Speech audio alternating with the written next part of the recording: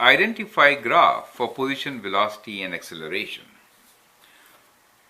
On the graph are shown the position, velocity and acceleration functions. Identify each curve and explain your reasoning.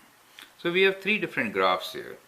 So this is a solid line showing one of the graphs, then a dotted line showing another graph, and third using this dotted line.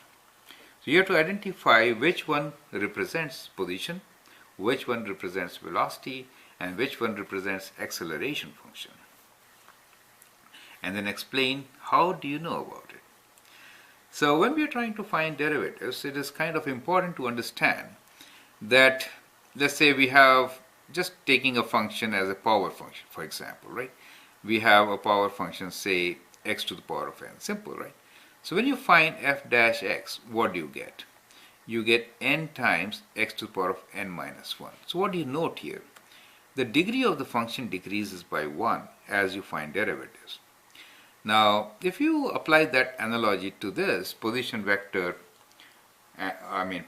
position, velocity and acceleration, then if your function is, let us say, displacement, then its derivative will be velocity. And then second derivative, that means the derivative of velocity, is going to be acceleration. So what we note here is that the degree of the functions decreases by 1.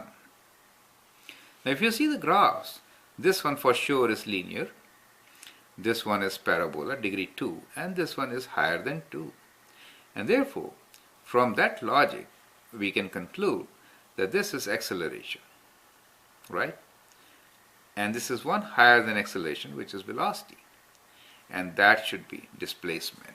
So that is how we can figure out that these curves belongs to these three functions. Now, how to prove that they are actually representing the same function? Okay, so for that, let's look into functions one by one. Let's start with displacement. So that is my displacement curve.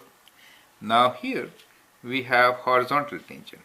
That means on the velocity curve, which we are saying which one? Parabola. We should have a 0. So we do have a 0 here. Do you see that? Similarly, we have a 0 here also. Do you see that? So that means it works. Also, if you find this function, how is rate of change? Here the slope is very high positive and it is still positive but decreasing. So that is positive but decreasing. After this point, 0, the slope is negative. So it's negative, 0 and then decrease. So that really gives you the velocity function, right? So if this is displacement, that has to be velocity, it matches. Now let's analyze from velocity to acceleration. Now in velocity function, we have a 0 here. Do you see that? A horizontal thing. And acceleration has a 0 there. So it matches. Do you see that? Now in this curve, you'll find that the tangent at any point is actually always increasing. It is negative, 0, positive. Do you understand? Negative, high negative, less negative, 0, and then kind of positive. Do you see that? So that is what is happening to acceleration. It starts with a high negative value, becomes 0, and then positive. So that is how you can correlate that same displacement, velocity, and acceleration functions are represented, right?